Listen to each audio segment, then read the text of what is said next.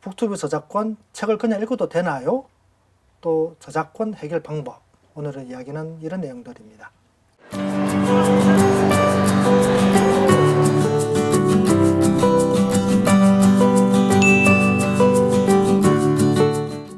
안녕하세요. 책 있는 자리 책자리입니다. 오늘은 북튜브에 관해서 좀 이야기를 해볼까 합니다. 요즘 책을 소개하거나 책을 읽어주는 컨텐츠를 많이 하려고 하더라고요. 주위에 그런 분들도 좀 계시고, 또 실제적으로 유튜브를 통해서 개인적으로 책 소개하시는 분들도 좀 많이 봤고요.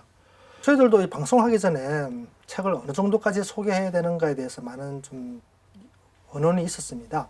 그리고 또 그 전에 또 이런 사례들을 좀 찾아보기도 하였고요. 제가 이렇게 쭉 자료를 찾다 보니까 다른 분들도 좀 똑같은 궁금함을 가지고 있더라고요.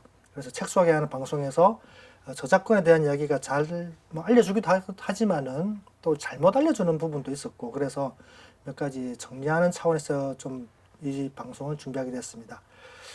북튜브 저작권 책을 그냥 읽어도 되나요? 또 저작권 해결 방법. 오늘의 이야기는 이런 내용들입니다. 자, 첫 번째로요. 북튜브 책을 그냥 읽어도 될까요? 그런 내용이었습니다. 자, 책은 그냥 읽으면요. 되기는 됩니다. 근데 저자가 사망 후에 70년이 지난 책이어야 되는 겁니다.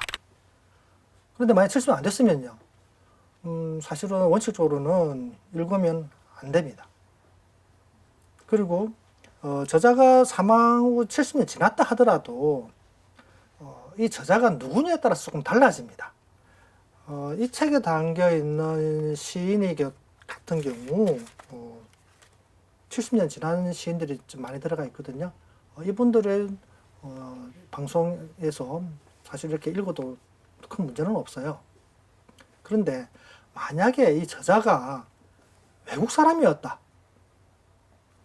안데르슨 같은 경우에는 1875년에 사망했거든요. 벌써 100년도 넘었죠. 뭐 우리 잘 아는 미어는 우리 새끼, 성냥팔이 소년 같은 경우. 그런데 100년이 지났지만은 이 작품은 원어로 써 있을 거 아니에요. 영어가 되든 그 나라 말이 되든 간에. 근데 그 책은 읽어도 괜찮아요. 그럼 무슨 이야기냐면 방송에서 그러려면 영어로 읽어야 됩니다. 근데 우리는 그렇게 할 수는 없잖아요. 그럼 번역한 걸 읽어주겠죠.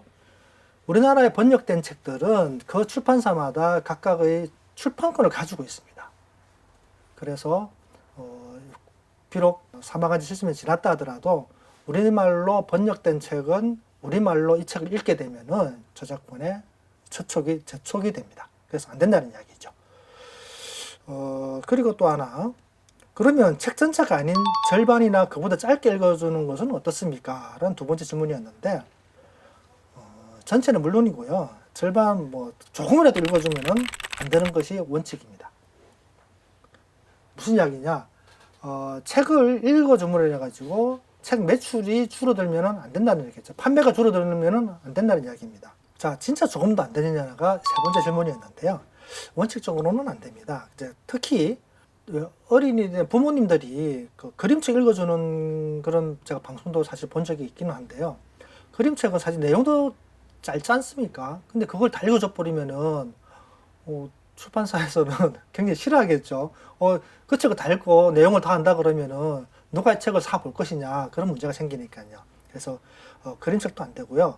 만약에 그림책을 보여주는 것은 어떨 것이냐. 만약 이것이 그림책이라 했을 경우 안에 내용을 이렇습니다, 저렇습니다 라고 했을 경우 이 가능할까요? 역시 안 됩니다. 왜? 그림책은 왜 그림책이 있습니까? 그림이 많기 때문에 그림책이잖아요. 자, 그런데 이 중요한 그림이 방송을 통해서 노출이 돼버리면은 결국에는 책 판매에 문제가 생길 수가 있겠죠. 그래서 출판사에서는 안 좋아합니다. 그래서 이런 부분도 조심해야 되고요. 다만 이런 부분이 있어요. 부모님이 또 선생님이 이 책 내용을, 그림책 내용을 각색을 해서 나름대로 이야기를 만들어 나겠죠. 이런 거죠. 옛날 할머니가 어린 소녀한테 옛날 이야기를 해줄 때 사실은 똑같은 내용이더라도 이야기할 때마다 조금 다르잖아요. 가끔씩 있는 이야기도 빠지기도 하고 없는 이야기도 만들어지기도 하고 이런 식으로 각색을 해 나가는 것은 또 괜찮은 부분도 있습니다. 네 번째로는 자, 지금까지 그러면은 책 소개하는 그런 방송들이 별 문제가 없었지 않았느냐? 왜 이런 부분에 조심해야 되냐? 그런 질문이 있었어요. 자, 그것은 지금까지 출판사에서 이 문제에 대해서 크게 어필을 하지 않았기 때문에 그런 겁니다. 왜 어필을 하지 않았을까요? 그냥 사실은 그 방송을 통해서 책 소개하는 게 유튜버들이 방송하는 게 그렇게 유명하신 분이 아니다 보니까 오히려 출판사에서 봐서는 홍보하는 쪽으로 좀 괜찮지 않을까 해서 그냥 놔두는 거죠, 뭐. 그리고 뭐 이 책을 통해 책 소개를 했다는 거에 대해서 뭐 그렇게 책 매출이 떨어지거나 뭐 이렇게 수치상으로 참 좀 잡아내기 곤란한 부분도 그런 분이 있거든요, 또. 그리고 또 출판사에서 정작 유튜브 하는 것을 모를 수도 있을 거고요.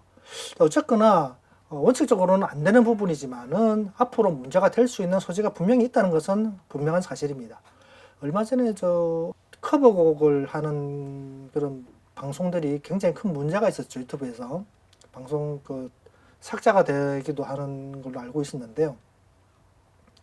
그게 갑자기 그런 부분이 생겼지 않습니까? 그럼 갑자기 생긴 게 그런 그 노래 커버한 것들이 수백 수천 곡이 있었는데 갑자기 하진 않았겠죠. 그 음악들이 쌓이고 쌓여서 그렇게 됐는데 그동안에 왜 가만히 있었느냐. 어떻게 보면 그 판이 커지기를 바라고 있을지도 몰라요. 그 음원을 가지고 있는 데서. 출판사도 마찬가지인 거죠. 지금은 아무 말이 없지만은 나중에 우리가 1년 뒤, 2년 뒤에 책 소개한 방송을 가지고 저작권 위배라고 어필을 했을 경우 이 방송 자체가 삭제될 수도 있고 삭제가 될 수 있는 게 삭제가 되겠죠. 채널 자체가 좀 정지를 당할 수도 있는 부분이 있기 때문에 지금부터라도 조심해야 된다.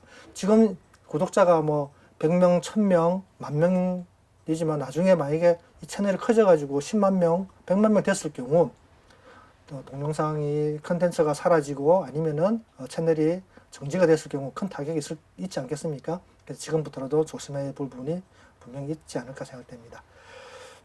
다섯 번째로는 이런 말씀 하셨어요. 저작권법에 공정 이용이라는 항목이 있던데 책 소개하는 게 크게 문제가 되지 않지 않느냐 그런 말씀 하셨어요. 네. 그런 항목이 있는 것은 사실입니다. 근데 책 일부분 낭독하는 것이 공정 이용에 해당이 될 것이냐에 대해서는 굉장히 다툴 부분이 있어요. 출판사에서 우리가 책 소개한 것 때문에 손해를 봤다고 했을 경우 이것을 증명하기 위해서는 굉장히 큰 문제가 생길 거라는 이야기죠. 특히나 이 공정 이용은 학술적인 목적이 대부분입니다. 그런데 유튜브는 어쨌거나 지금 당장 내가 수익이 안 나와서 그렇지 앞으로 수익이 생길 수 있는 그걸 바라보고 하는 거잖아요. 결국에는 경제적인 이익이 생길 거라는 이야기죠. 따라서 지금 걸리지 않았다고 해서 나중에도 괜찮다고 생각하게 되는 것은 큰 문제가 생길 수가 있습니다. 나중에 이런 문제에 대해서 내가 좋은 의미로 좋은 뜻으로 책을 소개했다고 하는 것은 사실 큰 문제가 생겼을 경우 법적인 다툼이 생겼을 때 정상 참작은 될지언정 그것이 합법적인 부분은 아니다. 그 부분에서는 좀 알고 계셔야 될 것 같습니다. 자, 그럼 여섯 번째로 저작권에 걸리지 않는 방법이 있습니까? 하셨는데 없습니다. 사실은요. 어떤 경우에라도 음악 같은 경우 그렇잖아요. 어떤 분들은 음악을 반만 틀면은 괜찮다더라. 10초만 틀어도 괜찮다더라. 7초, 5초 뭐 그런 이야기도 있었는데 사실은 음악은 아주 짧은 순간에 나가더라도 저작권은 다 걸립니다. 책도 마찬가지고요. 근데 이 책을 어떻게 소개했냐에 따라서 좀 달라지겠죠, 사실은요. 책을 저희 방송처럼 제가 읽고 이 책에 대한 감상을 하는 것은 괜찮습니다. 다만 만약에 책을 소개하면서 어떤 한 책에 대해서 굉장히 악의적으로 비판을 한다거나 매출을 굉장히 떨어질 정도로 안 좋은 평을 했을 경우 출판사에서는 여기에 대한 어필을 할 수는 있지 않을까 그런 생각은 사실 들기는 들어요. 근데 사실 뭐 제가 책 소개 방송을 쭉 보니까 책에 대해서 뭐 아주 그렇게 신랄하게 비판을 하는 방송은 사실 못 봤거든요. 그래서 이제 아직까지 그것 때문에 별 문제는 없지 않을까 생각 들기는 하는데 자, 어쨌거나 동의받지 않고 책 소개하는 것에 대해서는 문제가 있다는 것을 좀 아셔야 될 것 같고요. 그러면은 어느 정도까지 가능하냐? 방금 말씀드린 책을 소개하는 경우, 그리고 책을 내용을 전부 읽어주는 것이 아니고 어떤 책을 소개하다가 어떤 한 부분에 대해서 이런 내용에 대해서 간단하게 한 구절 정도, 한 문장 정도 이야기해 주는 거는 괜찮습니다. 다 전체 다를 읽어주는 게 아니니까요. 예. 내가 이 부분 한두 문장 읽어줬다 그래가지고 이 책 내용을 다 어떻게 알겠습니까, 이 책을. 네, 그런 정도는 괜찮으니까 책을 소개해 줄 때 어떤 부분을 많은 부분을 읽어줘야 되겠다. 그것만 아니면은 괜찮은 걸로 알고 있습니다. 자, 그럼 8번째로 좋은 방법은요, 차라리 출판사의 동의를 구하는 것이 나중에 가장 안전한 방법이다라고 말씀드리고 싶습니다. 자, 출판사의 동의를 받으려고 그러면은 그럼 저자는 어떻게 할까요? 저자님들한테도 받아야 될까요? 물론 받아야 됩니다.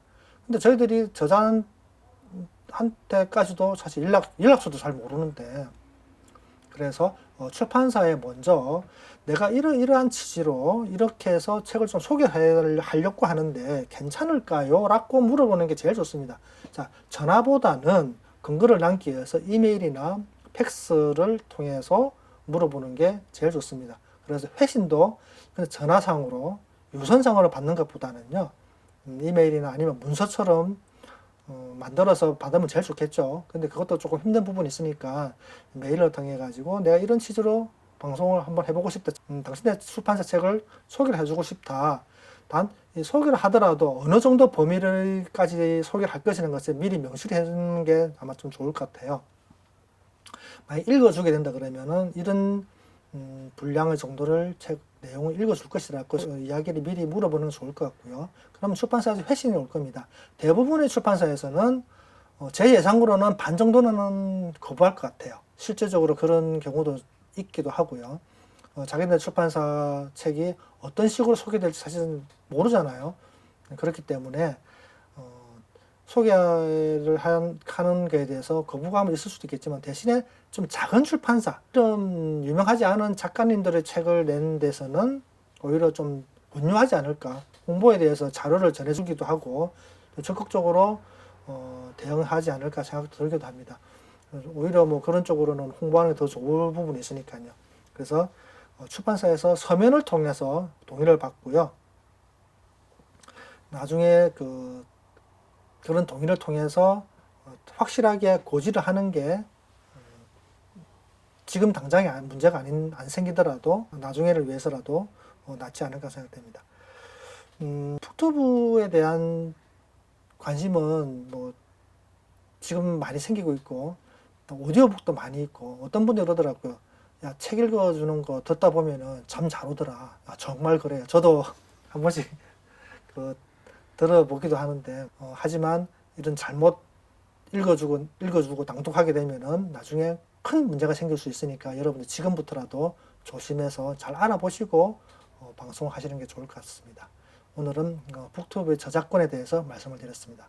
네, 고맙습니다.